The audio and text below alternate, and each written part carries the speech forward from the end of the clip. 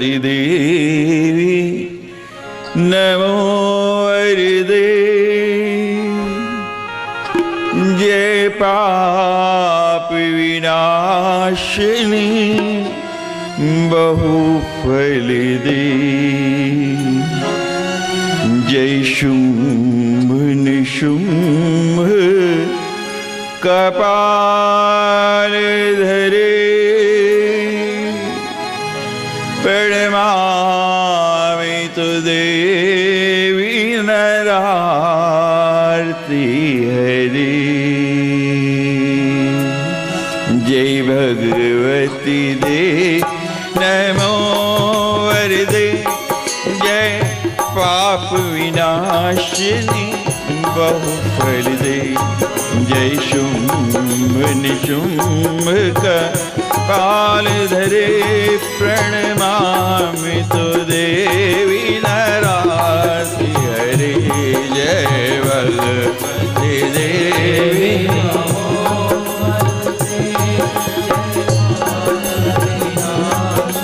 बहुफल दे। जय भगवती देवी बहुफल दे। बहुफल दे।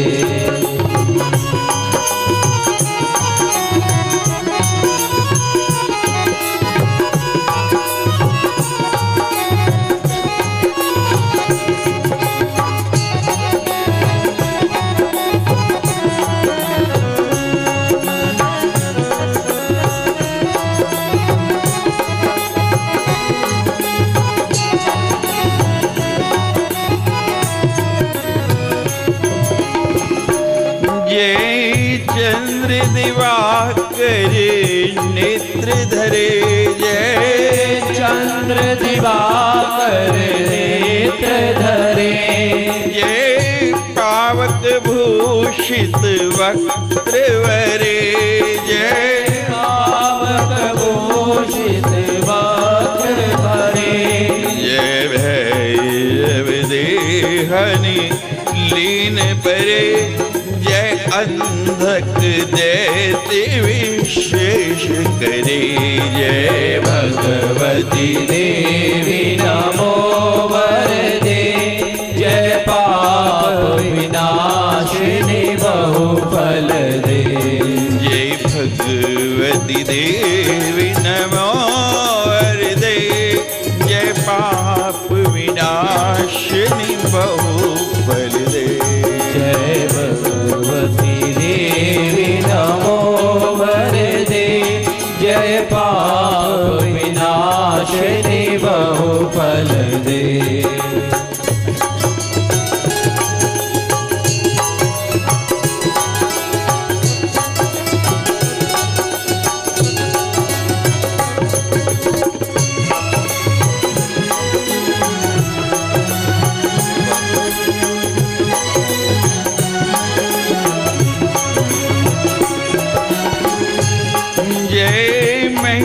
विमर्दिनी शूल करे।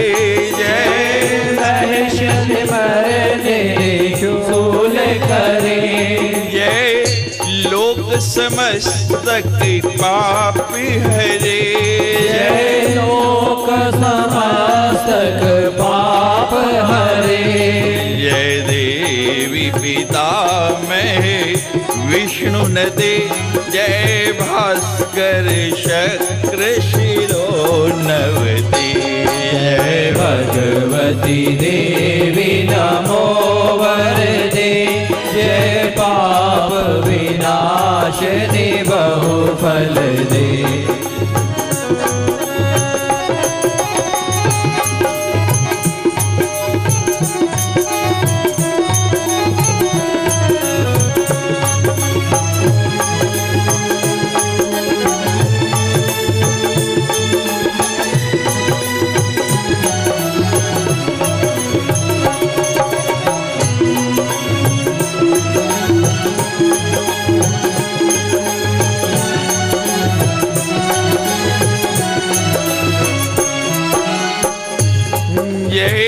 षण्मुख सायुध ईश नते। मुख सायुध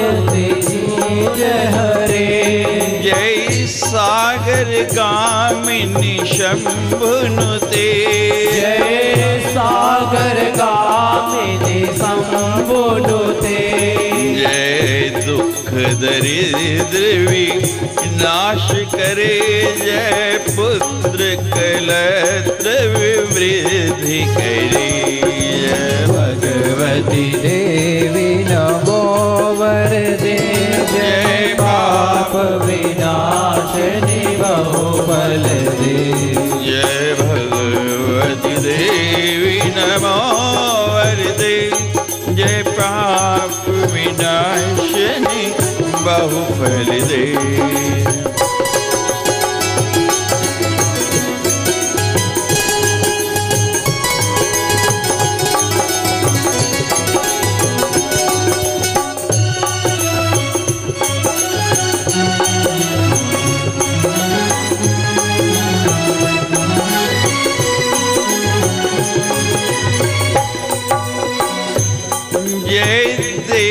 समस्त शरीर धरे जय देवी समस्त शरीर धरे जय नाग विदर्शनी दुख हरे जय नाग विदर्शनी दुख हरे जय व्याधि विनाशिनी मोक्ष करे जय वांछित दायिनी सिद्धि वरी जय भगवती देवी नमो वरदे जय पाप विनाशनी बहुबल दे जय भगवती देवी नमो वरदे जय पाप विनाशनी बहुफल दे जय भगवती देवी नमो वरदे जय पाप विनाशनी बहुफल दे जय भगवती देवी नमो वरदे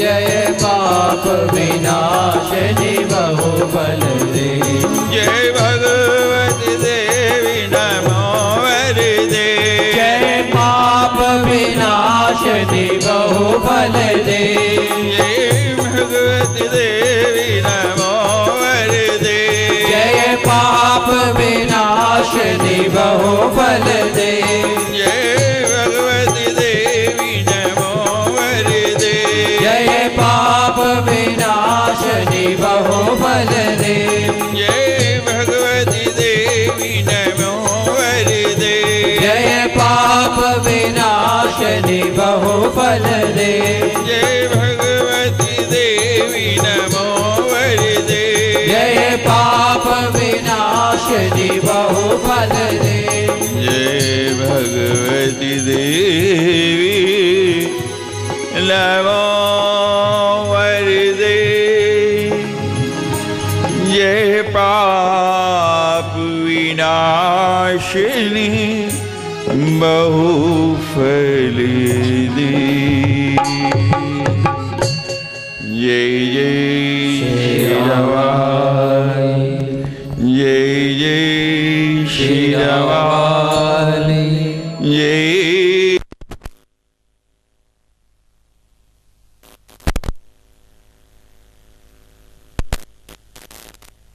नमो देवी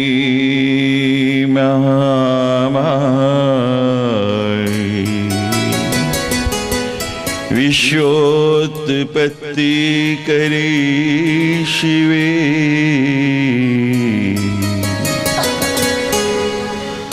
निर्गुणै सर्वभूतेषु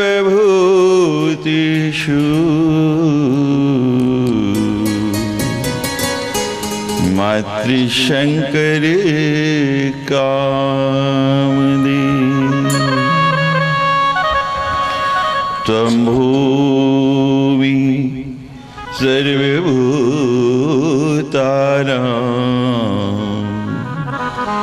प्राणै प्राणवता तथा धीशिरिकान्ति क्षमा शान्ति श्रद्धा मेधा धृति समृद्धि अर्धमात्रासी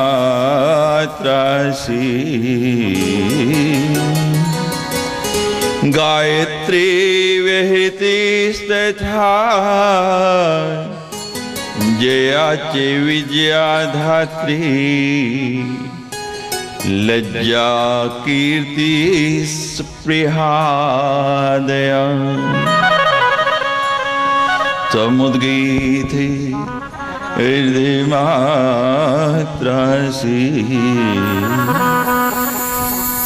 समुद्गीते अर्धमात्रासी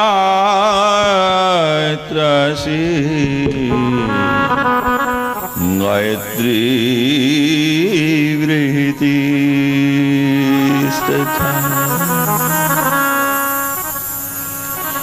शक्ति की उपासना कब से हो रही है? जब से वेद है तब से शक्ति की उपासना इस जगत में हो रही है। एको देवो केशवा,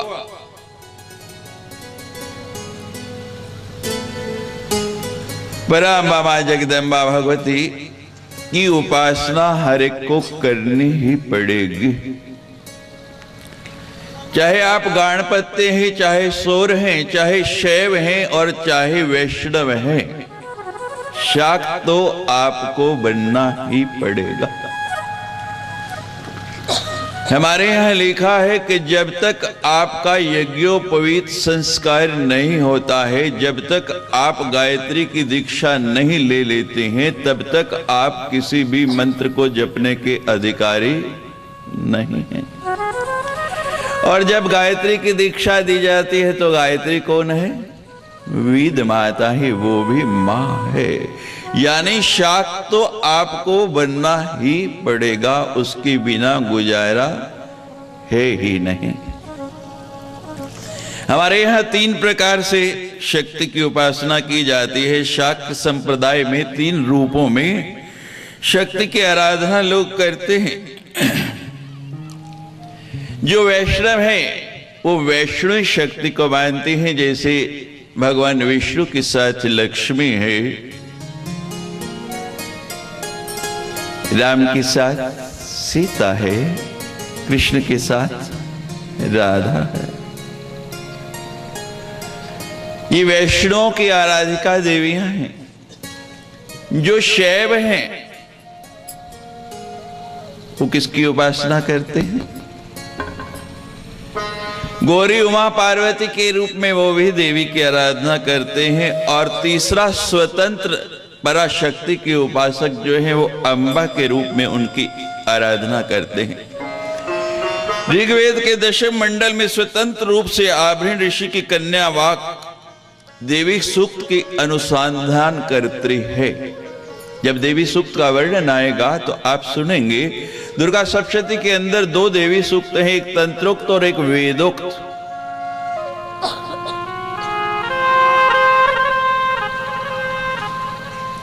तो वेद भी ये प्रमाणित कर रहे हैं कि शक्ति की आराधना आज से नहीं, जब से वेद है। और वेद तो आदिकाल से है। यहां लिखा है प्राच्य शक्ति विविधम एवं शूरते स्वभाव की ज्ञान बल क्रिया च। ये स्वभाव से ही हर व्यक्ति के अंदर शक्ति की उपासना स्वतः होती है।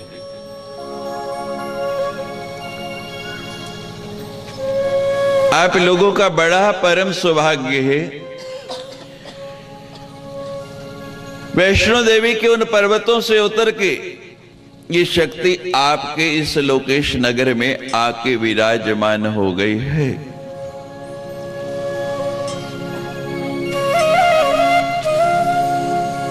जैसे जैसे ये शक्ति अपनी स्वांगमयी इस वाणी के रूप से आगे बढ़ेगी, आप देखेंगे आपके शरीर के अंदर एक दिव्य अनुभूति, एक दिव्य अनुभव आता जाएगा। शंभु विरंची विष्णु भगवाना उपजहि जासु नाना। श्री राम जय राम जय जय राम।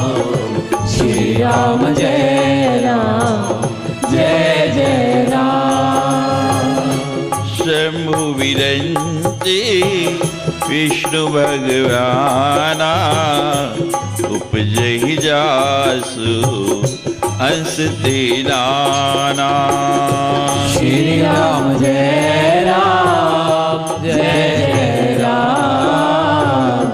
श्री राम जय राम जय जय राम। सभी बोलिए। कथा के प्रारंभ में हम मंगलाचरण करते हैं। क्यों करते हैं?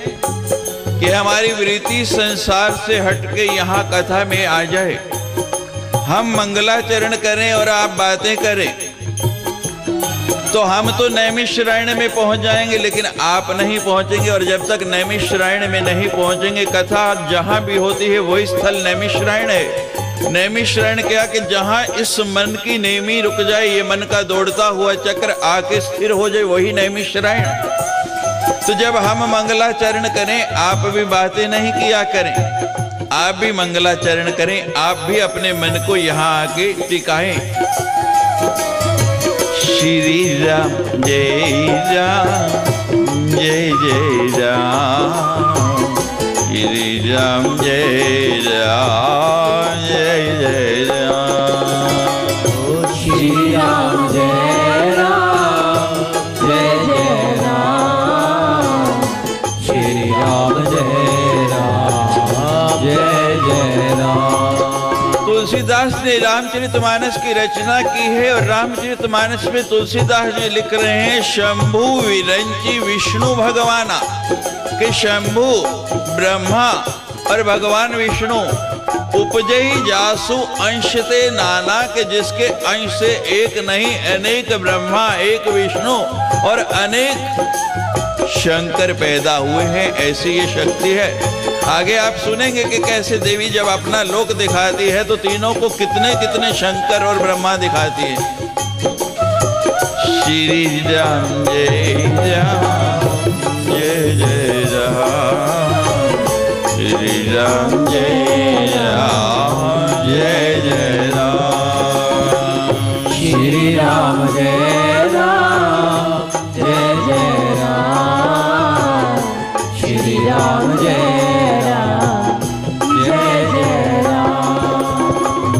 जासु अंशी उपजहि गुण खानी, अगणित लक्ष्य उमा ब्रह्माणी। श्री राम जय राम जय जय राम। श्री राम जय राम जय जय राम। जासु अंश उपजहि गुण खानी, एक दो नहीं अगणित लक्ष्य, कितने लख कितने लाख इसकी गणना नहीं हो सकती, जिसकी शक्ति के द्वारा अनेक लाख उमा ब्रह्माणी रुद्राणी इनकी उत्पत्ति हुई है। उस शक्ति की आराधना करने का आपको अवसर मिला है मेरे सद्गुरुदेव ब्रह्मलीन स्वामी जी की कृपा से। इस अवसर को हाथ से जाने नहीं देना। श्री राम जय राम जय जय राम। श्री राम जय राम जय जय राम। श्री राम जय राम जय जय राम। श्री राम जय राम जय जय राम। आदि शक्ति जेहि जग उपजाया, सो अवतरे मोरिये माया। श्री राम जय राम जय जय राम। श्री राम जय राम जय जय राम। श्री राम जय राम जय राम, श्री राम जय राम जय राम, श्री राम जय राम, श्री राम जय राम। जिस आदि शक्ति ने ये जग उपजाया है, आदि शक्ति जही जग उपजाया, सो अवतरू मोर यह माया। भगवान के अनेक अवतार हुए, किस कारण कहते हैं ये मेरी माया से मोहित होके। अभी देवी सूक्त की आपने चर्चा सुनी। देवी सूक्त में तंत्रोक्त देवी सूक्त में आया है, यह देवी सर्वभूतेषु विष्णु मायति शब्दिता, नमस्तस्यै नमस्तस्यै नमस्तस्यै नमो नमः। ये भगवती की माया ही है। उस माया में ये पूरा जीव जो है भ्रमित रहता है। पूरा संसार इस माया में जकड़ा हुआ है। इस माया से पार पाना है तो महामाया की शरण में आना पड़ेगा। जो महामाया की शरण में आ जाए फिर माया उसका कुछ भी बिगाड़ नहीं सकती। माया तो दासी है, नौकरानी है, और ये महामाया स्वामिनी है। थोड़ी इसकी आराधना करके देखो, थोड़े अपने चित्त को इसके चरणों में जोड़ करके देखो। जिसने इस शक्ति की आराधना की उसको कोई कमी नहीं रही। हर एक इस शक्ति का उपासक है। कहीं से गणना कर लो। वशिष्ठ जी शक्ति की पूजा करते थे। शक्ति से इतना प्रेम था कि बेटे का नाम ही रख दिया शक्ति। जिसे अजामिल को नारद जी ने कहा कि बेटे का नाम नारायण रख दो, जब भी बेटे को पुकारोगे तो स्वतः ही भगवान का नाम लिख जाएगा। तो वशिष्ठ जी शक्ति के उपासक थे। पुत्र का नाम ही शक्ति रख लिया कि जब जब भी पुकारूंगा माँ का नाम स्वतः ही निकल जाएगा। विश्वामित्र सी शक्ति के उपासक राजा जनक इसी शक्ति की पूजा करते। बड़ा सुंदर भगवती का मंदिर बनवाया। सर समीप गिर जागृत सोहाग, वरन न जाए दिग मन मोहा। श्री राम जय राम जय राम, श्री राम जय राम जय राम, श्री राम जय राम जय राम, श्री राम जय राम जय राम, श्री राम जय राम जय राम, श्री राम जय राम। मैंने आपको बताया था कि पैरा अम्बा से आप कुछ भी चाहें वो मिलता है। हमारे ऐसे ही एक ब्राह्मण थे। गर्मी का मौसम प्रारंभ हुआ, नए नए आम आए बाजार में और आम उनको बड़ा प्रिय था। आम खाने को बड़ा मन करता था। आम देखे, ठेले वाले को पूछा आम क्या भाव है? कहता है महाराज 200 रुपए किलो। पंडित जी तो कहते हैं 200 रुपए किलो के आम मैं गरीब ब्राह्मण कहाँ खा पाऊं। घर आए, कहते कोई बात नहीं, थोड़े दिन इंतजार करेंगे, जब सस्ते हो जाएंगे उस समय खा लेंगे। घर आए, रात को सोने की तैयारी की, दरवाजा बंद किया, लेकिन नींद कहाँ आए। वही आम आम आम आंखों के आगे घूम रहे। सोना चाहें, नेत्र बंद करें, लेकिन आम कहाँ सोने दे। कहते हैं मैया तूने इतना गरीब क्यों बनाया? खिलाने नहीं थे तो रुचि नहीं लगाती। आम आम करते करते महाराज नेत्र बंद किए, थोड़ी थोड़ी सी नींद आनी शुरू हुई तो किसी ने दरवाजा खटखटा दिया। बड़ा गुस्सा आया कि बड़ी मुश्किल से जरा सी नींद आने लगी। कौन है? महाराज बाहर आइए। इतनी रात क्यों आए? कहते मैं तो आना नहीं चाहता था, मेरी माँ कहती है कि अभी जाना है पंडित जी के पास। बाहर आए, क्या काम हो गया? इतनी रात को क्यों आए?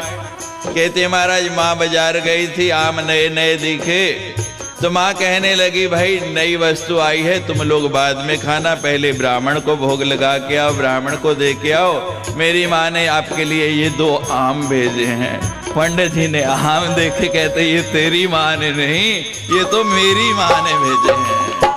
श्री राम जय जय राम, श्री राम जय राम, जय जय जय जय श्री राम।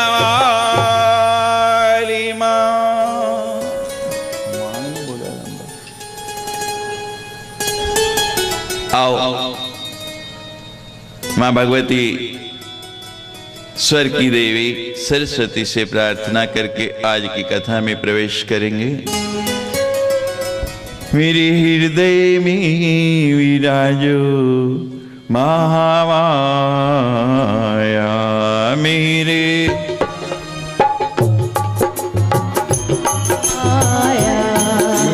हृदय में विराजो महामाया, मेरे हृदय में विराजो महामाया, मेरे हृदय में विराजो महामाया, मेरे हृदय में विराजो महामाया।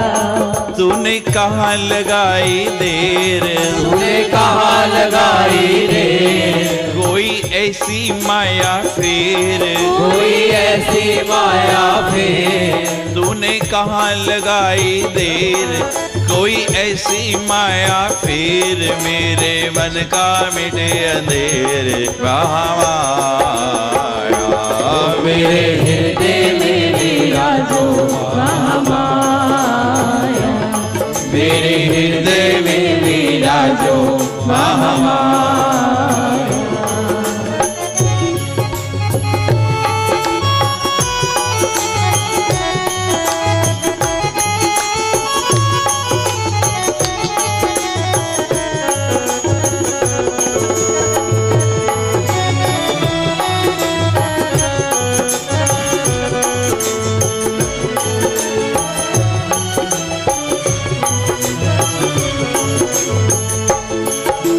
हंसवाहिनी ही जगजननी वीणा हाथ में तेरे, हंसवाहिनी जगजननी वीणा हाथ में तेरे, ऐसी शक्ति स्वर में भर दो सुमिरो शाम सवेरे, ऐसी शक्ति स्वर में भर दो सुमिरो शाम सवेरे, स्वर का ज्ञान हो लय का ध्यान हो, स्वर का ज्ञान हो लय का ध्यान हो, स्वर का ज्ञान हो लय का ध्यान हो, तेरा मानो माया, मेरे हृदय में विराजो महामाया, मेरे हृदय में विराजो महामाया। तूने कहाँ लगाई देर, तूने कहाँ लगाई देर, कोई ऐसी माया फेर, कोई ऐसी माया फेर, तूने कहाँ लगाई देर, कोई ऐसी माया फेर, मेरे मन का मिटे अंधेर महामाया, मेरे हृदय में विराजो महामाया, मेरे हृदय में विराजो महामाया।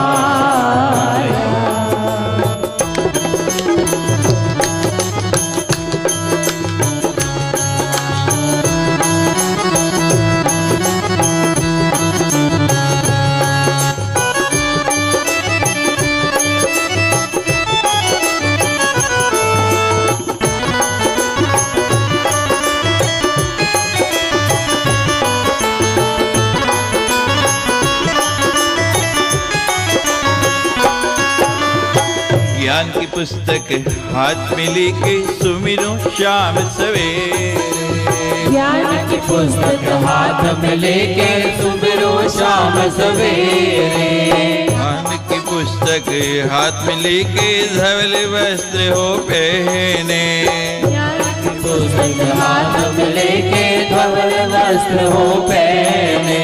वेद पुराण शास्त्र और श्रुतियाँ सब तेरे हैं गहने।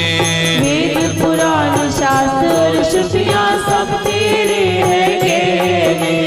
ऐसा ज्ञान तो हम विद्वान हो, ऐसा ज्ञान तो हम विद्वान हो, ऐसा ज्ञान तो हम विद्वान हो। तेरी शानो माया मेरे हृदय में विराजो महामाया। मैया हृदय में विराजो महामाया। तूने कहाँ लगाई देर, तूने कहाँ लगाई देर, कोई ऐसी माया फेर।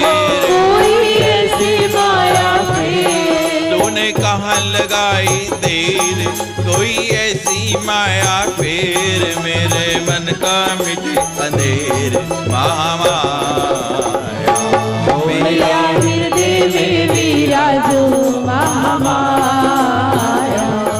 मैया हृदय में विराजो महामाया।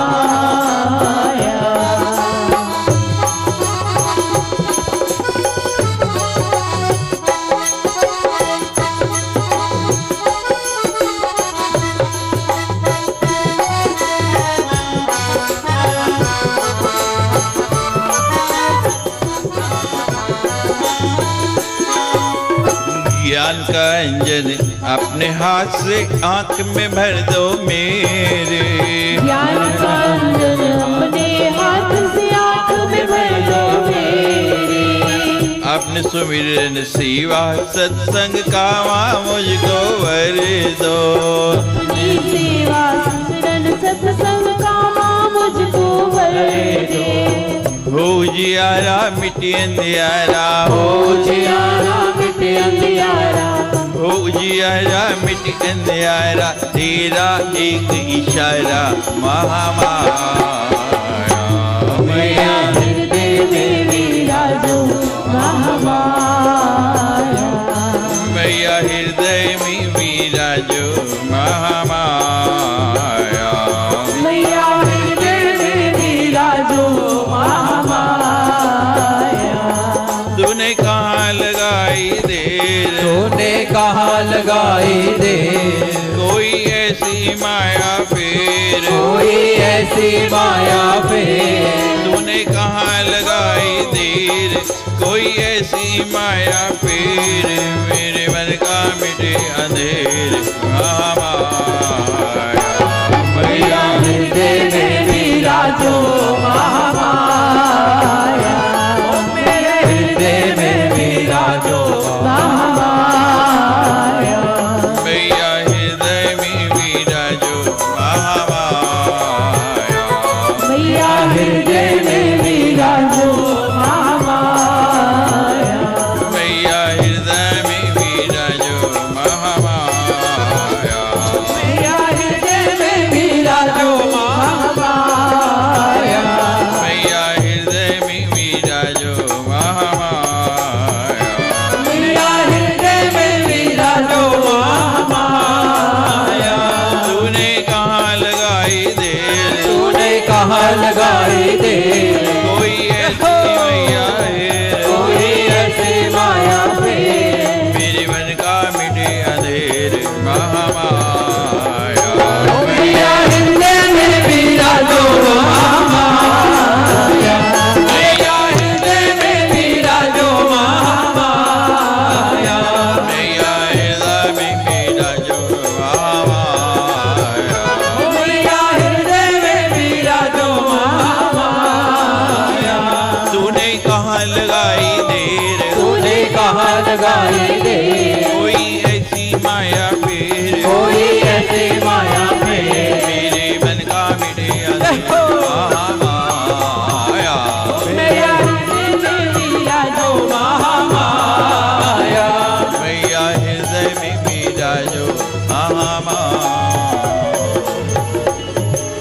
जय जय शीरावाली। माँ।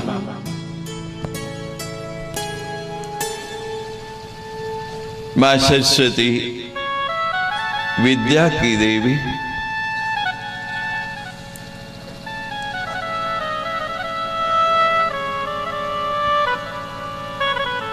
बड़ी सुंदर कथा आई है। विदुरथ नाम का एक ब्राह्मण पुत्र की इच्छा हुई, पुत्र के लिए पुत्रेष्टि यज्ञ करवाया। गोभिल मुनि को आचार्य बनाया और यज्ञ प्रारंभ हो गया। बड़ा सुंदर यज्ञ। गर्मी के दिन, उस दिन जिस दिन पूर्ण आहुति होनी है, गर्मी कुछ ज्यादा, और आज 9 दिन हो गए बोलते बोलते। जब बोलने लगी तो थोड़ा श्वास भंग हो गया।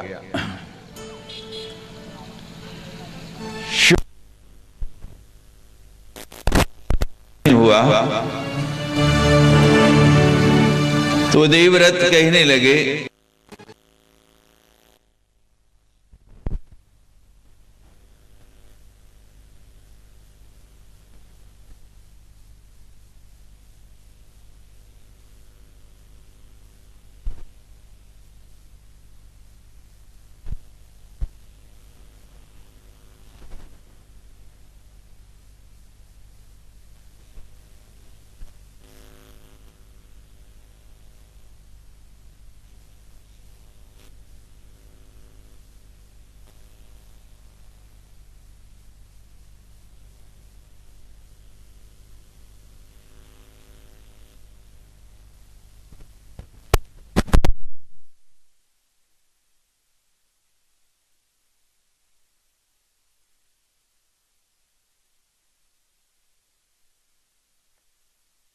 व्यर्थ नहीं जा सकता। चरणों में गिर गया, विनय करने लगा, प्रार्थना करने लगा, भगवान मूर्ख पुत्र तु वरम वेद विदो विदु तथापि ब्राह्मणों मूर्ख सर्वेशाम निंदे वही। कि महाराज मूर्ख पुत्र से तो बिना पुत्र के रहना ज्यादा अच्छा है, और वो भी मेरे जैसे विद्वान ब्राह्मण के यहाँ यदि मूर्ख पुत्र हो जाएगा तो पूरे समाज में मेरी निंदा होगी। जब चरण पखारने लगा, क्षमा मांगने लगा, तो महात्मा तुम्हारा दयालु होते हैं, कृपालु होते हैं। यहाँ लिखा है, क्षण कोपान महात्मा पापिष्टा कल्प कोपना। मुनियों का क्रोध आया और गया, संत हृदय नवनीत समाना, प्रेम से प्रकट हो ही मैं जाना। संतों का हृदय तो मक्खन से भी कोमल है। थोड़ी देर के लिए क्रोध आ गया लेकिन चला गया। कैसी जल स्वभावता शीतला पाव का तपयोगता। जल का स्वभाव क्या है? ठंडा रहता है। जल गर्म थोड़ी होता है, जल शीतल होता है ना। जल स्वभावतः शीतला पाव का तप योगता। अग्नि के ऊपर पात्र में डाल के रख दो, अग्नि का संयोग मिला, क्या होगा? गर्म हो जाएगा, उबलने लगेगा। लेकिन लिखा है उष्णम भवति तथा शीघ्रम तदिनो शिशिरो भवेत्, कि जितनी जल्दी गर्म हुआ पतीले को अग्नि से उतार के रखो तो उतनी ही जल्दी ठंडा भी हो गया। ऐसे ही महात्माओं का क्रोध है, क्षण कोपान महात्मा, लेकिन संसारी लोगों का क्रोध कल्प कोपना, कई पीढ़ियों तक उसको चलाते रहे। क्रोध आ जाए कोई बड़ी बात नहीं है, क्रोध आना स्वभाव है मनुष्य का। आगे महिषासुर की कथा आएगी, आप सुनेंगे। हमारे लिखा है क्रोधो महिष उच्यते, क्रोध को महिष की संज्ञा दी गई है, भैंस की संज्ञा दी गई। हमारे सदगुरुदेव ब्रह्मलीन स्वामी जी कहा करते थे, मैं आपके सामने बैठा हूं, मुझे भी क्रोध बहुत आता था, नियंत्रण नहीं होता था। स्वामी जी के पास शिकायतें भी जाती थी। स्वामी जी ने पूछा मुझे, क्रोध आता है? मैंने कहा आता है। कि तो कितनी देर रहता है? मैंने कहा 5-10 मिनट। कि तो कोई बात नहीं, फिर आने दो, आना चाहिए। एक सर्प था महाराज, ऐसे ही सत्संग में चला गया, सत्संग सुना, महात्माओं के चरणों में आके फुफकारने लगा, महाराज मेरा भी कभी कल्याण होगा, मैं भी सर्प होने से कभी मुक्त हूं। महात्मा कहने लगे काटना छोड़ दो, तुम्हारा भी कल्याण हो जाएगा। ध्यान रखना, काटना बड़ा सरल है, जोड़ना बड़ा, काटना तो बहुत सरल है। घर में रोज सब्जी काटते हैं, काटती है ना देवियां, कितना आसान है, लेकिन कभी कहें कि कटी हुई को जोड़ के दिखाओ। लोग हमसे प्रश्न करते हैं, सवाल करते हैं कि इन कथाओं को करने का औचित्य क्या है, इसकी जरूरत क्या है, क्यों रोज 4-4 घंटे आके बैठे। मेरे आपकी कोई रिश्तेदारी तो नहीं, कोई मिठाई भी नहीं बंट रही है, कोई इनाम भी नहीं दिया जा रहा। घर का सुख छोड़ के, घर का आराम छोड़ के आप 4 घंटे यहां आके भूमि पर बैठते हैं, क्यों बैठते हैं बोलिए। घर में हर 10 मिनट बाद कुछ ना कुछ खाने पीने की इच्छा होती है, यहां 4 घंटे पता भी नहीं लगता कब 6 बज गए। बोलो, सच बोलना पता लगता है आपको? कहीं पीड़ा होती है? हमने तो देखा महाराज, जिनकी कमर दर्द, घुटने दर्द, नीचे बैठ नहीं सकते, कहते पता नहीं कथा में क्या होता है, ना घुटने दर्द होते हैं ना पीठ दर्द होती है। ये कथा का प्रभाव है। आप लाख चाहे कटी हुई वस्तु को जोड़ नहीं सकते, लेकिन जिस ईश्वर से आप संसार में जाके कट गए हैं, उससे दूर होते चले जा रहे हैं। कथा माध्यम है पुनः आपको उस ईश्वर के साथ जोड़ने का, और कोई कटे हुए को जोड़ नहीं सकता। लेकिन मेरी पराम्बा भगवती की ये कथा, भगवान की कथा आपको पुनः उस ईश्वर के साथ जोड़ देती है, जिससे आप विलग हो गए हैं। जिससे जो सुनेगा मां की कथा मिट जाएगी उसकी हर व्यथा। यहां कोई व्यथा नहीं रहती है, यहां कोई पीड़ा नहीं रहती है, यहां कोई। तो महाराज वो संत कहने लगे कि तू काटना छोड़ दे, तेरा कल्याण हो जाएगा। अब सर्प महाराज काटे नहीं तो सर्प से कोई डरेगा? बोलिए। संत की बात मान ली, सर्प किसी को कुछ कहे नहीं, काटे नहीं। एक इधर पूंछ से पकड़े, उठा के उधर पकड़े, दूसरा इधर से पकड़े, उधर पटके, बेचारा बड़ा दुखी हो गया महाराज। जब नहीं सहा गया तो पुनः गया महाराज, आपकी बात मान के तो जीवन में दुखी दुख पाया। पहले लोग मेरे से डरते थे, निकट भी नहीं आते थे। अब कोई आता है तो लात मारता है, कोई आता है पूंछ से पकड़ के उठाता है, कोई पत्थर मारता है। संत कहने लगे, भाई मैंने काटने को मना किया, फुफकारने को तो नहीं। तो क्रोध कितना होना चाहिए? मात्र फुफकारने जितना, इससे ज्यादा नहीं। तो मुनि कहने लगे कि मेरा दिया हुआ जो श्राप है वो तो बेकार जा नहीं सकता, पुत्र जो होगा वो तो मूर्ख ही होगा। लेकिन समय रहते रहते भगवती की कृपा होगी तो बहुत विद्वान हो जाएगा। हमारा पुत्र का नाम रखा गया उतत थे महामूर्ख। कल आपने कालिदास की कथा सुनी, उससे भी ज्यादा मूर्ख। कोई काम अच्छा होता ही नहीं, रोज शिकायतें मिलने लगी, रोज उपालंब आने लगे। तंग आकर दुखी होकर एक दिन पिता ने घर से निकाल दिया। जब पिताजी ने निकाल दिया महाराज तो बड़ा दुखी चला जा रहा, मुंह लटकाए। तो महाराज आगे से हमारे श्रद्धेय स्वामी भागवतानंद जी महामंडलेश्वर आ रहे, देखा बड़ा दुखी, और संत दुखी का दुख दूर नहीं करे, ये कैसे हो सकता? संत तो दूसरे का दुख देख के द्रवित हो जाता है। दया आ गई, बेटा क्या बात है, क्यों परेशान है? कहने लगे महाराज पता नहीं सरस्वती कहां गई हुई थी जब मेरा जन्म हुआ। जरा सी भी बुद्धि नहीं है, जरा सा विज्ञान नहीं, अपनी तरफ से अच्छा करना चाहता हूं बुरा हो जाता। संत ने बिठा लिया, बैठ बेटा पास में। कहने लगे मां भगवती के पावन नवारण मंत्र का पहला बीज ओम ऐं ह्रीं क्लीं चामुंडाय विद्ये, इस नवारण मंत्र का सिर्फ पहला बीज वाग बीज वाणी बीज, इसका जप कर तेरी बुद्धि प्रखर हो जाएगी, तेरी बुद्धि सुंदर हो जाएगी। तो महाराज भगवती का पावन नवारण मंत्र का पहला बीज सारस्वत बीज एंग उसको पढ़ाने लगे, लेकिन वो ऐसा मूर्ख कि पूरा एंग भी याद नहीं कर पाया, पूरा एंग भी उसको स्मरण नहीं हुआ, ए करता है।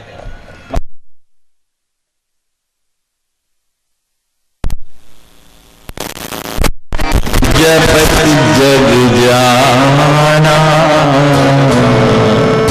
वाल्मीकि भय ब्रह्म समान।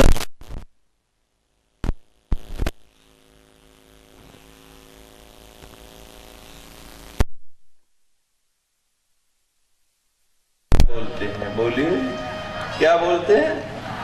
और मरा मरा करके कितने बड़े ऋषि हो गए, रामायण की रचना कर दी। और रामायण की रचना देखो कैसी है, राम का जन्म होने से पहले वाल्मीकि ने रामायण लिखी, तुलसीदास जी ने तो बाद में रामचरितमानस लिखा, लेकिन वाल्मीकि ने भगवान के जन्म से पहले रामायण लिख दी कि ये होगा, भगवान को ये करना पड़ेगा। कितना प्रभाव है इस नाम का, यानी ईश्वर क्या करेगा ये ऋषि लिख रहा है। कितना सुंदर हमारा, कितना उच्च, मन को मोह लेने वाला हमारा ये पौराणिक साहित्य है। जरा इसकी गहराई में जाओ तो ऐसे डूबते जाएंगे कि आनंद के सागर में गोते लगने लगते हैं। लोग कहते हैं वाल्मीकि ने मरा मरा जपा, हमने कहा नहीं, वाल्मीकि ने कहा कि इतना सुंदर ये मुझे मंत्र मिल गया, राम मिल गया कि इस नाम के बिना अब मैं मरा, जब ये भाव आ जाए तो फिर तभी रामायण की रचना हो सकती है। ये 9 दिन में भगवती का नाम देके जा रहे हैं, लेकिन उसके बाद ये हो कि अब मैं ये मां मुख से नहीं बोलूं, मेरे श्वास श्वास से नहीं निकले तो मैं मरा, तो देखो भगवती कैसे प्रकट नहीं होगी। भाव आपको लाना है, हमारा काम तो केवल बताना है। रास्ता हम दिखा सकते हैं, चलना आपको ही पड़ेगा, और चले बिना कोई व्यक्ति मंजिल तक पहुंच नहीं पाता है। लक्ष्य को पाना है तो साधन दे सकता है, ऋषि ने मंत्र दे दिया, कहा कि इस मंत्र का जप करो।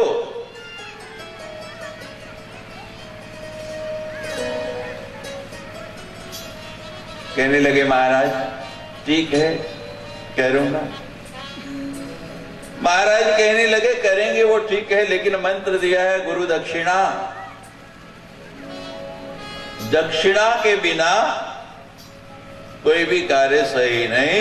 और कहते हम उधार के व्यापारी नहीं है, नकद के व्यापारी हैं, हमें तो अभी दक्षिणा चाहिए। कहते महाराज पास में कुछ नहीं, पिता ने भी घर से निकाल दिया, आपको दक्षिणा क्या दूं?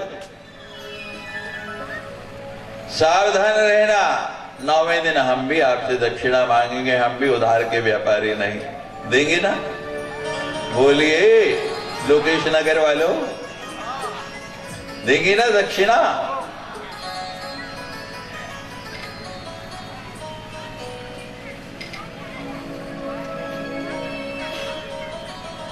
घबराना नहीं, कुछ ऐसा नहीं मांगेंगे कि आप नहीं दे पाए, ऐसी वस्तु मांगेंगे जो हर व्यक्ति दे सके। रामचरितमानस का बड़ा सुंदर प्रसंग है। सुतीक्ष्ण की शिक्षा पूर्ण हुई, गुरुदेव याज्ञवल्क्य जी के यहां से जाने लगे तो कहने लगे महाराज नियम है कि गुरु दक्षिणा देने हैं। गुरु जी कहने लगे मुझे मिल गई, तूने कह दिया। कहते नहीं महाराज गुरु दक्षिणा तो देनी चाहिए, कहते क्या देगा? सुदीक्षित कहता है गुरुदेव जो मांगोगे वही गुरु दक्षिणा दूंगा। गुरुदेव ने पूछा तेरे पास है क्या? कहते कुछ भी नहीं। जब कहता है कुछ भी नहीं तो फिर जो मांगूंगा वो देगा कैसे? गुरुदेव आप आज्ञा कीजिए मैं दूंगा। क्या केवल के कहने लगे मेरी गुरु दक्षिणा ये है कि मुझे भगवान का दर्शन करा देना। क्या मांगा गुरु दक्षिणा में? यानी थोड़ा बात को समझिए कि जो गुरुदेव ने नहीं किया, यानी गुरुदेव दर्शन नहीं कर सके, वो किसको कह रहे कराने के लिए? शिष्य। और शिष्य हो तो ऐसा जरा भी घबराया नहीं, कहने लगा गुरुदेव मैं दर्शन कराऊंगा, आपकी दक्षिणा चुकाऊंगा। वहां से गया और जाके आसन जमा के बैठ गया, भगवान का ध्यान करता रहा। एक सुतीक्ष्ण ध्यान कर रहा है, उधर शबरी को मतंग ऋषि ने कहा कि भगवान आएंगे। उधर शबरी इंतजार कर रही है और भगवान दंडकारण्य में घूमते घूमते वहां पहुंचे। पहले सुतीक्ष्ण के पास गए, लक्ष्मण को भेजा कि देखो मेरा भक्त इंतजार कर रहा है, जाके उठाओ। लक्ष्मण ने सुतीक्ष्ण से कहा उठो भगवान आ गए। यदि मैं कैसे मान लूं भगवान आ गए? भगवान स्वयं पास गए कि मैं ही ईश्वर हूं, मैं ही राम हूं जिसका ध्यान कर रहे हो, उठो दर्शन करो। कहते नहीं महाराज अभी दर्शन नहीं करूंगा। नेत्र मंद किए हुए कहते भगवान थोड़ी देर खड़े रहो। वहीं से पुकारा गुरुदेव दक्षिणा चुकाने का समय आ गया। भगवान आ गए, गुरुदेव आए, पहले गुरुदेव को दर्शन कराए और फिर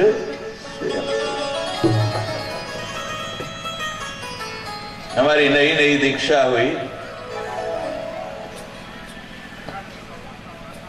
एक दिन बैठे गुरुदेव के पास, हमारी भी वो तथ्य वाली हालत थी, हमारी बुद्धि में भी कुछ नहीं आता था, मंद बुद्धि। गुरुदेव कहने लगे हृदय नरेंद्र 9 दिनों में विवेकानंद बन गया।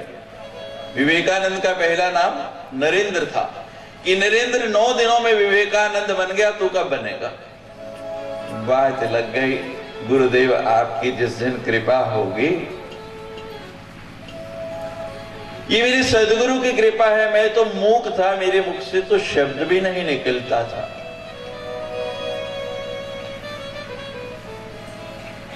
तो महाराज संत कहने लगे मेरी दक्षिणा अभी अभी। कहते महाराज पास में कुछ नहीं। संत कहते मैं उधार नहीं करता, अभी चाहिए, और जो मुझे चाहिए वो तेरे पास है। कहने लगे बोलो। तो महाराज कहने लगे महाराज मेरी दक्षिणा क्या है कि तुमको झूठ नहीं बोलना, सत्य बोलना है, केवल सत्य के सिवा कुछ नहीं बोलना, यही मेरी दक्षिणा। कहने लगा ठीक है गुरुदेव। बाहर निकल गया, एक कुटिया बना ली और उस कुटिया में रह के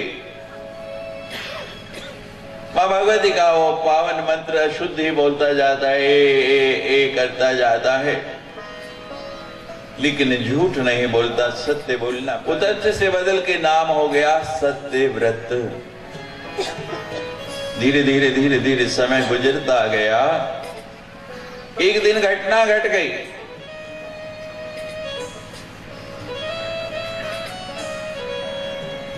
एक मृग को बाढ़ने लगा है, मृग दौड़ता हुआ आया और सीधा उस सत्यव्रत की कुटिया के अंदर घुस गया। अभी कुछ सोचते कि ये क्या हुआ, पीछे पीछे एक शिकारी धनुष बाण लिए आ गया। कहने लगा मैंने एक हिरण को बाण मारा है, वो इधर से निकला है, तुमने देखा है? अब वो सत्यव्रत उतथ्य सोच में पड़ गया। बुद्धि थोड़ी सी जागृत हुई। इतने समय से सरस्वती का बीज जप रहा है कि अगर मैं कहता हूं देखा है तो हिरण के प्राण गए, ये छोड़ेगा नहीं। और अगर कहता हूं नहीं देखा है तो सदगुरु को दिया हुआ वचन चला गया, झूठ बोलने लगा। क्या करना चाहिए इस समय? यहां लिखा है सत्यम न सत्यम खलु यत्र हिंसा। जहां हिंसा हो रही है, जहां किसी के प्राण जा रहे हैं और आपके थोड़ा सा झूठ बोलने से उसकी प्राण बच जाए, वहां वो असत्य भी सत्य हो जाता है। महाभारत का प्रसंग याद कीजिए।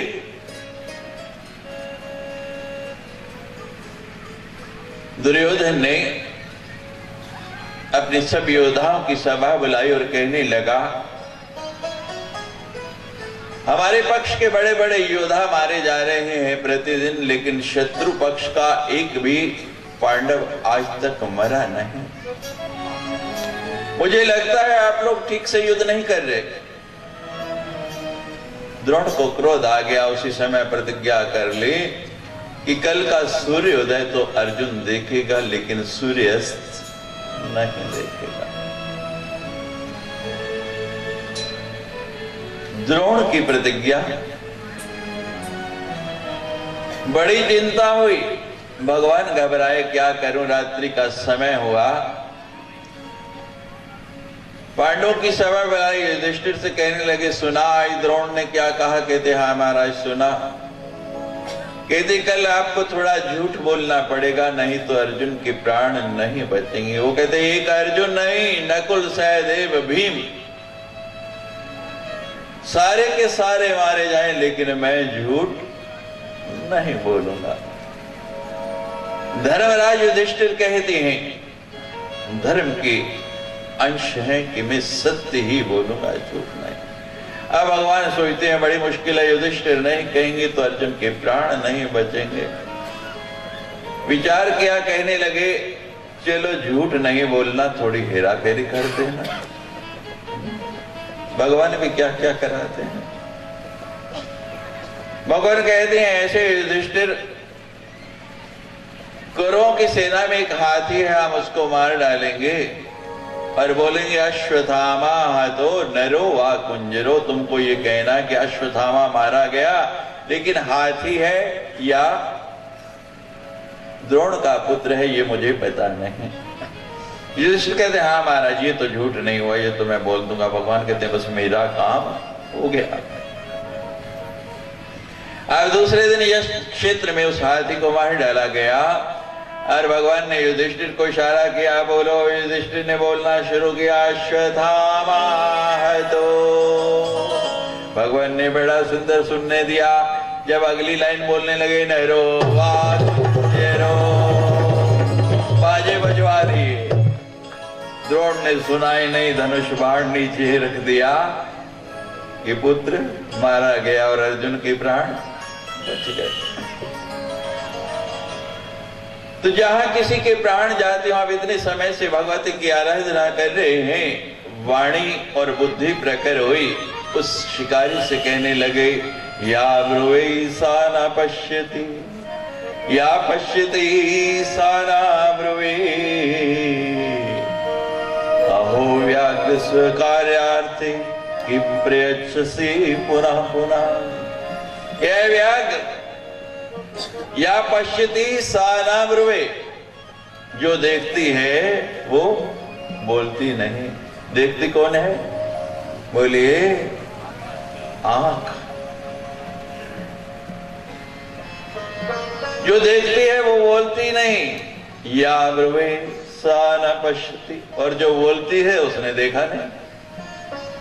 बोलिए, लोग बड़े दावे से कहते मैंने अपनी आंखों से देखा, हो जाता आंखों से देखा हुआ। आंख में और कान में मात्र 4 उंगल का फर्क है, लेकिन ये 4 उंगल जो है 4 युगों के बराबर हैं। हम कान से सुनी हुई बात को सत्य मान लेते हैं, लेकिन वो सत्य नहीं होती। कई बार आंखों से देखी हुई भी सत्य नहीं होती। वो कहता है वो व्याघ्र जो देखती है बोलती नहीं, और जो बोलती है उसने देखा नहीं। बार बार प्रश्न करके मेरा समय क्यों बर्बाद कर रहा है? जिसकी बात, जिसकी भाषा समझ में आती है उसको समझ ले। जब इतनी बात कही तो महाराज उस शिकारी की जगह सफेद वस्त्र पहने हुए हंस पर सवार हाथों में वीणा पुस्तक लिए मां सरस्वती प्रकट हो गई, आशीर्वाद दिया और उस तथ्य की बुद्धि इतनी प्रखर हो गई, इतना विद्वान हो गया। ऐसी मेरी मां भगवती परा अम्बा की कृपा है। जिस पर उसकी कृपा हो जाए, मूर्ख को विद्वान बना देती है, मूक को गूंगे को वाचाल बना देती है, पंगु जो है पहाड़ पर चढ़ जाता है। एक बार उसकी शरण में आके देखो, एक बार उसके बन के तो देखो।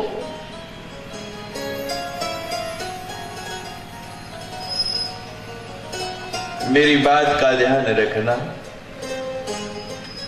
जगत को प्रसन्न करना, जगत को राजी करना बहुत कठिन है। जब इस जगत को बनाने वाला जगदीश इसको राजी नहीं कर सका, प्रसन्न नहीं कर सका, तो आप क्या करेंगे? संसार का हर व्यक्ति कोई प्रसन्न नहीं कर सकता, और मैंने तो किसी को भी प्रसन्न देखा ही नहीं है। संसार को, जगत को प्रसन्न करना बहुत कठिन, और जो भगवान नहीं कर सका, आप कैसे सोचते कि आप कर लेंगे? लेकिन जगदीश को प्रसन्न करना उतना ही सरल, उतना ही आसान है। जगत को प्रसन्न करना जितना कठिन, भगवान को प्रसन्न करना उतना ही सरल।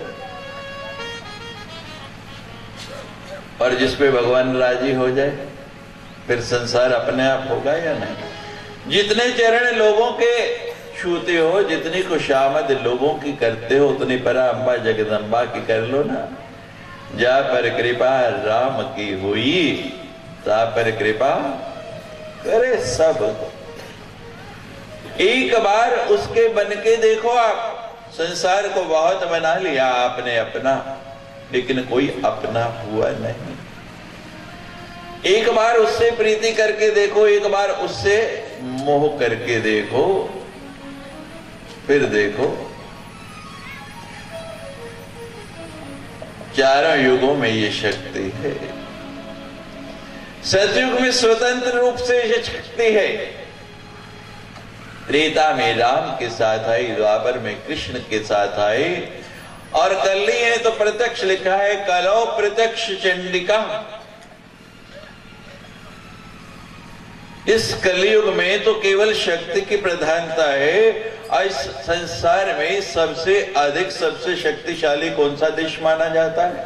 बोलिए। सबसे शक्तिशाली देश विश्व मानता है अमेरिका को, पूरा विश्व कहता है। लेकिन थोड़ा विचार कीजिए, शक्ति का उद्गम कहां हुआ? शक्ति का उद्गम भारत में हुआ, शक्ति का अवतार भारत में है, लेकिन शक्तिशाली कौन है? अमेरिका। क्यों? हम लोग अपनी शक्ति को भूल चुके हैं, हमें अपनी शक्ति का स्मरण नहीं। प्रश्न फिर दोहराता हूं, आज ही आया था, पहले भी आपको बताया कथा का औचित्य, कि इन कथाओं का औचित्य क्या है।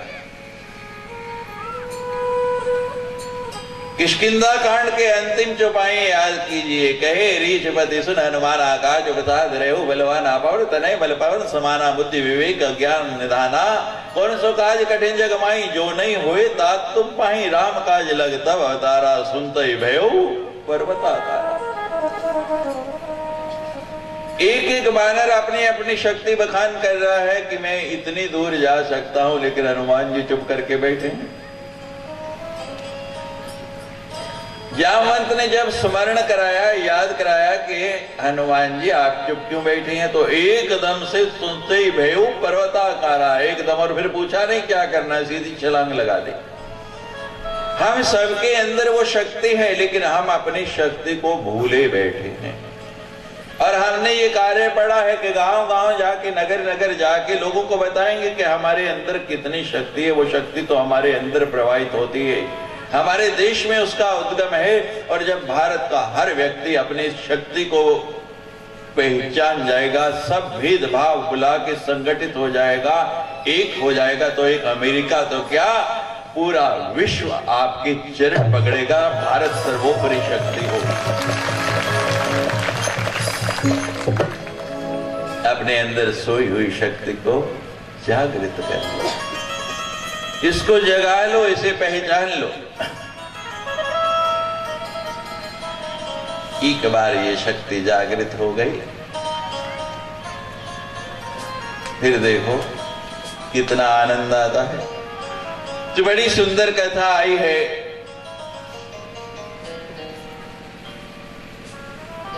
लेकिन थोड़ा सा कथा क्रम से हटके आपकी मातृभाषा की ओर चलते हैं। हमारे स्वामी जी थोड़ा सा मराठी पुट इस कथा को देंगे और फिर हम इसको आगे बढ़ाएंगे। जय जय जय जय जय जय श्री राम।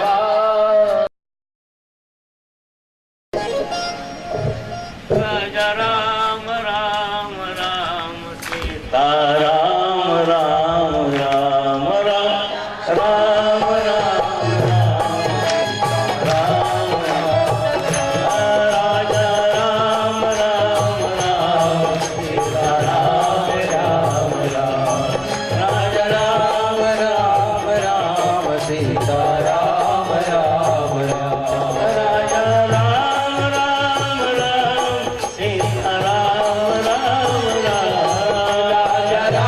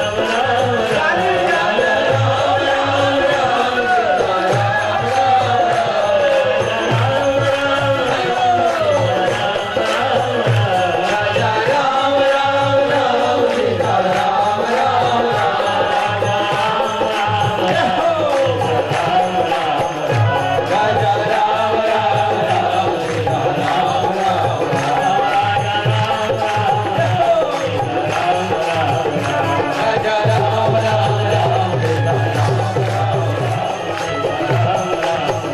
राजा राम राम राम सीता राम राम राजा राम राम राम सीता राम राम राजा राम राम राम सीता राम राम राजा राम राम राम सीता राम राम राजा राम राम राम सीता राम राम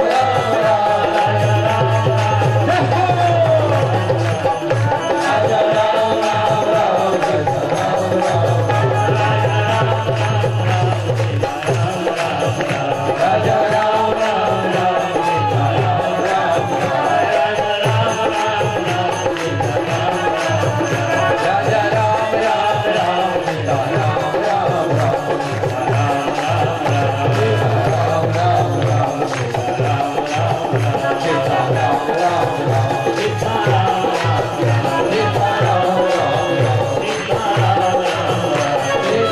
राम राम राम सीता राम राम सीता राम राम सीता राम सीता राम सीता राम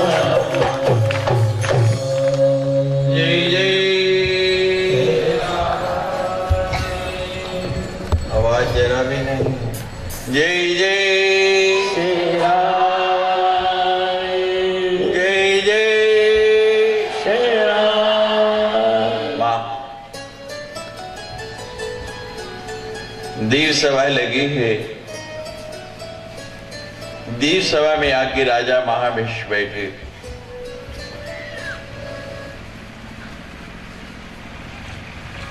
उधर से गंगा का प्रवेश हुआ। आज गंगा का अद्वितीय श्रृंगार है, मन को मोहने वाला।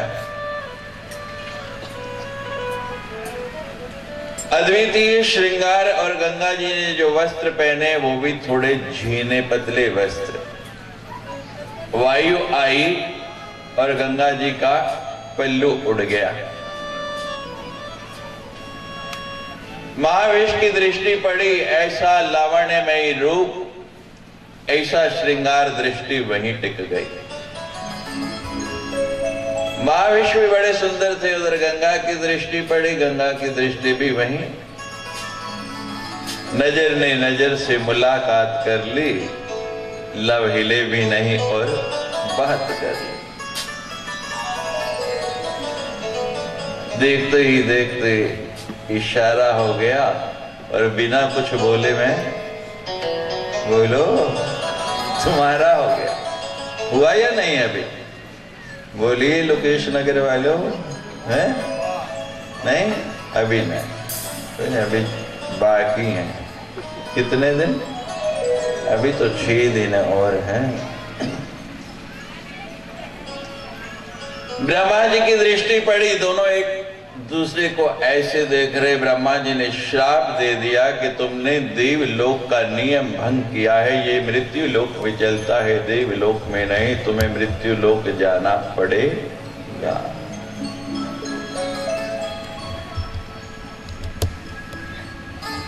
उधर देवलोक में हमारे अष्ट वसु हैं, उनमें जो सबसे बड़ा वसु है उसका नाम है द्यो। द्यो नाम का वसु एक दिन शाम के समय जब घर गया तो द्यो की पत्नी कहने लगी, मेरी सहेली का विवाह है और मैं उसको कोई तोहफा देना चाहती हूँ, प्रेजेंट देना चाहती हूँ, उपहार देना चाहती हूँ।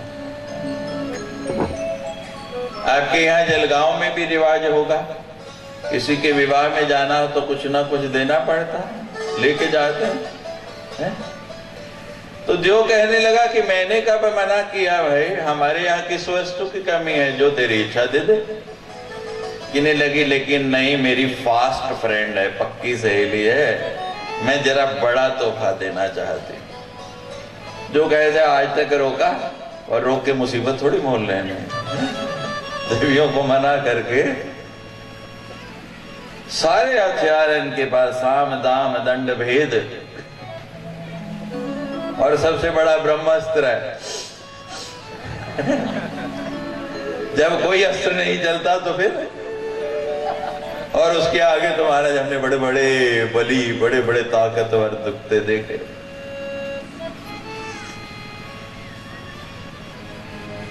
जो कहता है मेरे से पूछने की जरूरत क्या, जो इच्छा दे दे, कहती नहीं इस बार जो है ना, जो मैं देना चाहती हूँ आप ही लाके दे सकते हैं। बोल क्या देना चाहते?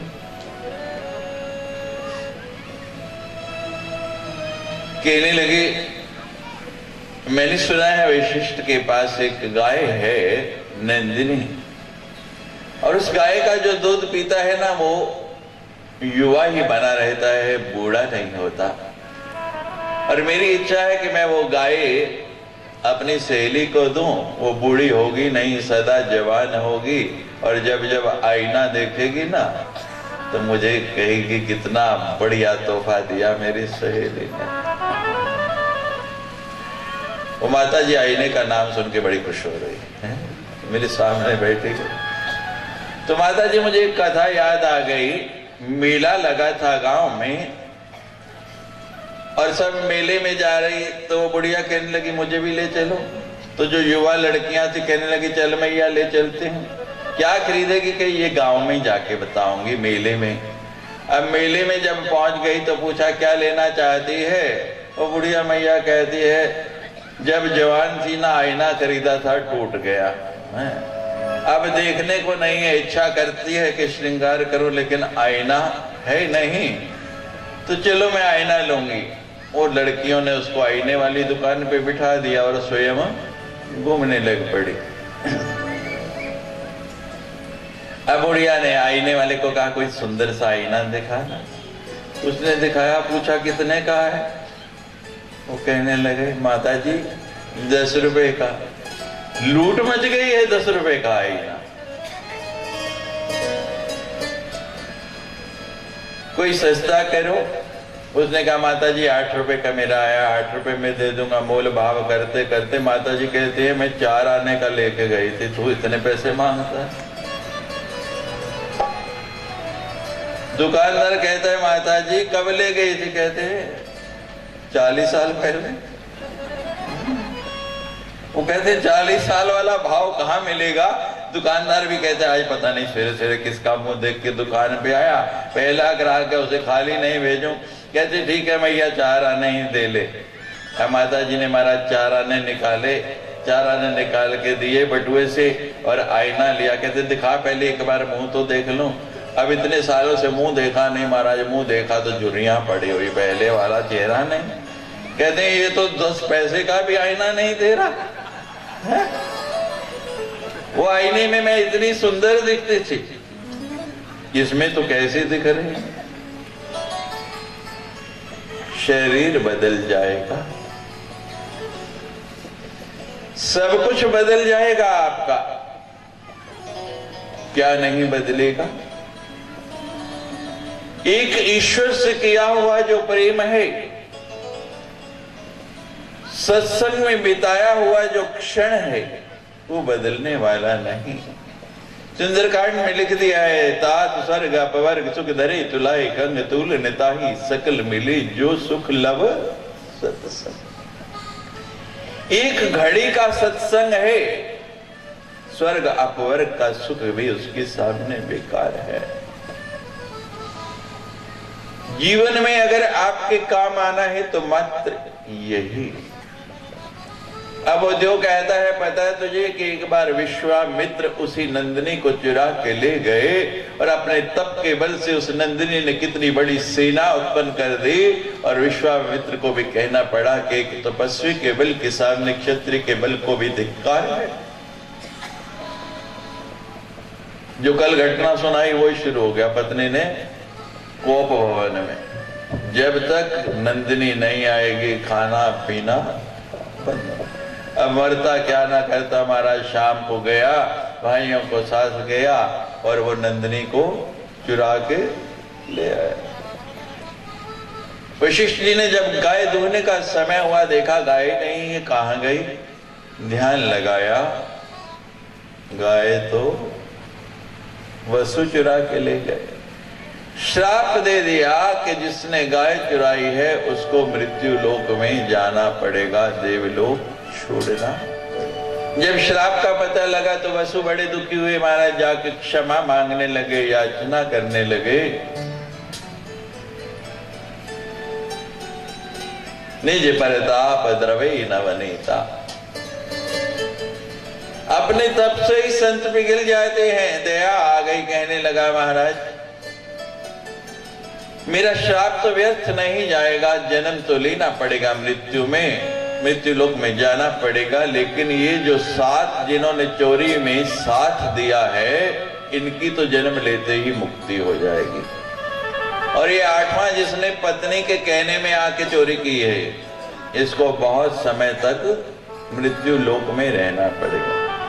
बोलिए चोर की सजा ज्यादा और उसका साथ देने वालों के नियम है ना? तो यही वशिष्ठ जी ने किया। पति से ही मांगना है, उसी से ही लेना है, लेकिन उतना मांगो जितना उसकी कमाई है। आज हमारे अन्ना जी चिल्ला रहे हैं, केजरीवाल जी चिल्ला रहे हैं कि भ्रष्टाचार समाप्त करना है,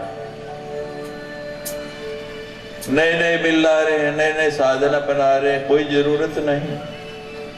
हम कहते हैं सब बिल लाने छोड़ दो, एक देवियों को मना लो कि जितनी पति की कमाई है उसमें गुजारा करना है। इस देश से भ्रष्टाचार अपने आप समाप्त हो जाएगा। आप नारी शक्ति हैं, आप चाहें तो ये कर सकती हैं, आप में ये बल है। अपने पति को पाप की कमाई घर नहीं लाने दो, कहो ना हम इसको बनाएंगी, ना पकाएंगी और ना खाएंगी। इस द्वेष से भ्रष्टाचार अपने आप मिट जाएगा। आज ही संकल्प ले लो, फिर देखो ये देश कितना सुंदर बनेगा, कितना भव्य बनेगा। अब महाराज महाभिष आके इस धरा पर शांतनु के रूप में जन्म लिए, गंगा गंगा ही बने। एक दिन दृष्टि पड़ी शांतनु की गंगा पे। शांतनु पहचान नहीं पाए कौन है, लेकिन गंगा ने पहचान लिया। शांतनु ने गंगा से विवाह का प्रस्ताव रख दिया। गंगा ने कहा मुझे प्रस्ताव तो आपका स्वीकार है, लेकिन मेरी एक शर्त है। शांतनु कहने लगे क्या शर्त है? गंगा कहने लगी यस्य कर्यामहं कार्ये शुभं यादि वा शुभं न निषिद्ध्या त्वया राजन् वक्तव्यं तथा प्रियम् यदा च तव निःशेष्टने करिष्यासि च तदा मुक्त्वा गमिष्यसि यथेष्टदेशममादिश।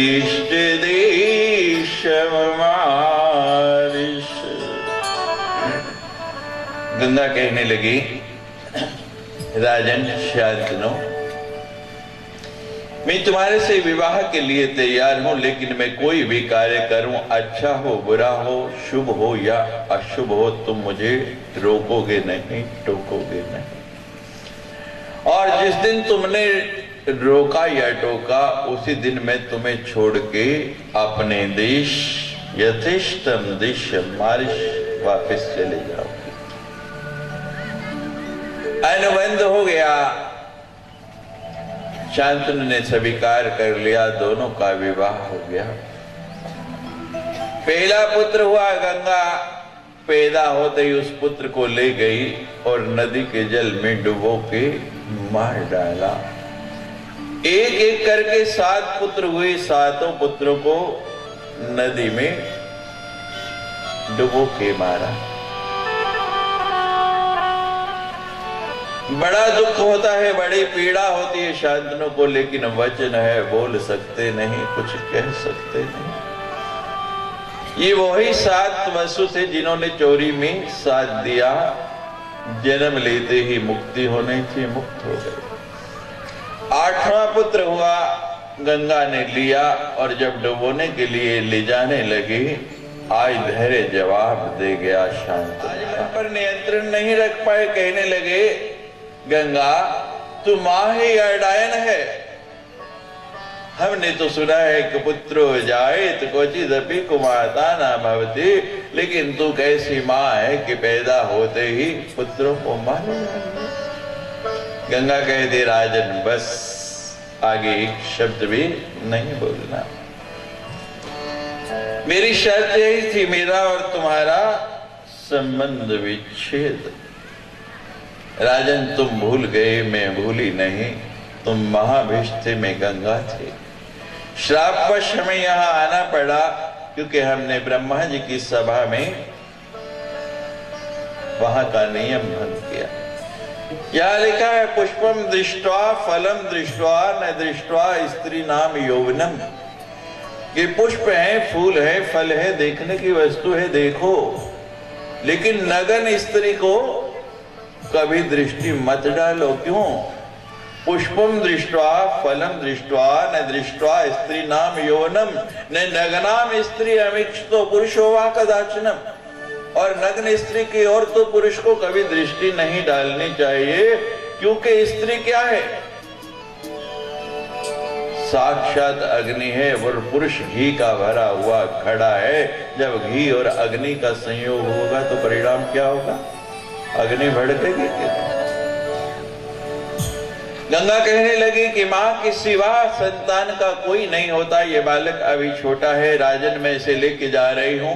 जब ये बड़ा हो जाएगा, अपने कदमों पर चलने लगेगा तो मैं वापस सौंप के मैं चली जाऊंगी।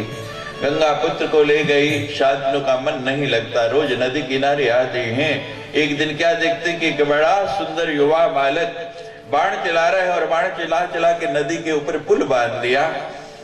शांतनु उसी पुल के ऊपर चल के नदी के पार गए। उस बालक से पूछा तुम कौन हो?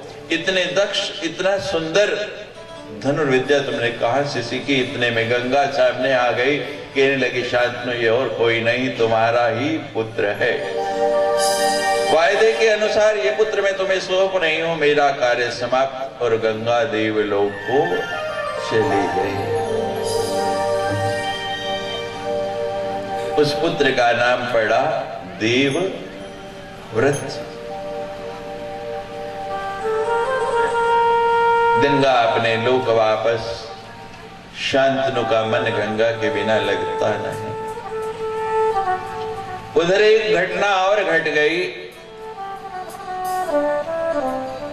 बड़ी सुंदर, बड़ी दिव्य कथा है।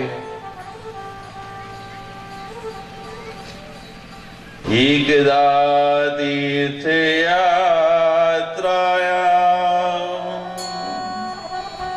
स्वजन पराशिरो मुनि आज गाम महातेजा कालिंद्या तटम उत्तमम। एक दिन घूमते घूमते पराशर मुनि कालिंदी के तट पर आए। नदी के पार जाना है। वहां जो दासराज है, मल्ला है, उस मल्ला से कहने लगी कि मुझे नदी के पार जाना है, तुम मुझे पार लगा दो। वो दासराज मल्ला भोजन कर रहा है। ऋषि को कहने लगा महाराज मैं भोजन कर लूं तो उसके बाद आपको पार उतार देता हूं। लेकिन कहने के बाद फिर विचार करने लगा कि कहीं मुनि को विलंब नहीं हो जाए, देरी नहीं हो जाए। दाशे श्रुत्वा मुनिर्वाक्यम कुर्वाणो भोजने तटे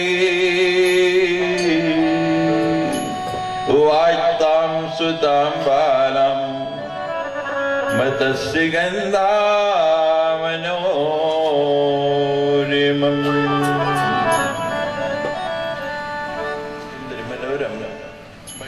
उस दासराज की कन्या मतस्य गंधा, दासराज उससे कहने लगे ऋषि से कोई भय नहीं, ऋषि से कोई डर नहीं, ऋषि को विलंब नहीं हो जाए, इसलिए तू जा और इस ऋषि को पार लगा। मत्स्यगंधा ने नाव खोली, ऋषि को बिठाया और नाव खेने लगी। धीरे धीरे नाव चलने लगी। नदी के मध्य में नाव पहुंची। बड़ी सुंदर वायु बह रही है। पराशर मुनि के मन में विकार आ गया, काम का संचार हो गया। यहां लिखा है, ज्ञानी ना पिचेदांसी देवी भगवती हिस्सा बलादा किश्य मोहाए महामाया प्रचती। बड़े बड़े ज्ञानियों के चित्त को भी बरबस ये माया जो है बला मुंह में डाल देती है, मुंह में फंसा देती है। जब हम यहां आते हैं तो मैं देखता हूं जगह जगह बोर्ड लगे हैं। जरा सा ध्यान हटा, जरा सी सावधानी हटी और दुर्घटना घटी। हर समय सावधान रहना है। स्वामी रामकृष्ण परमहंस मां भगवती के बहुत उपासक हुए हैं। बड़ी आराधना की, स्वयं मां उनके हाथों से भोग खाती नहीं थी, अपने हाथों से उनको खिलाती थी। रामकृष्ण थाली लेके मां के आगे खड़े हो जाते, नेत्र बंद कर लेते कि मां भोग लगाओ। मां देखती मेरा बालक भूखा है, बहुत देर हो गई, इसने कुछ खाया नहीं। तो मां जो अपना आसन छोड़ के आती, उस थाली में से लड्डू उठा के रामकृष्ण के मुंह में डालती। कहते हैं कि वे जब शारदा के साथ स्वामी रामकृष्ण परमहंस का विवाह होने लगा, बंगाल के थे, तो वहां एक परंपरा है कि विवाह के समय ब्राह्मण बोलते हैं सावधान, और जब कहा ब्राह्मणों ने सावधान तो रामकृष्ण परमहंस उस मंडप को छोड़ के भाग निकले कि मैं सावधान हो गया। जब तक आप सावधान नहीं रहेंगे, जरा सा भी ध्यान हटा भगवान से। अब मुझे आप सच बताइए, जितने समय यहां बैठे रहते हैं आपके मन में विकार आता है? मन कहीं और जाता है? बोलिए, नहीं जाता। क्यों? क्योंकि आपकी तंद्रा, आपका ध्यान कहां एकाग्र है? उसकी ओर। तो ऐसे ही हर समय जब हम अपना ध्यान उससे लगा के रखेंगे तो हमारे मन के अंदर विकार आएगा नहीं, कोई दुर्घटना होगी नहीं। काम का संचार हो गया महाराज, उधर दृष्टि पड़ी।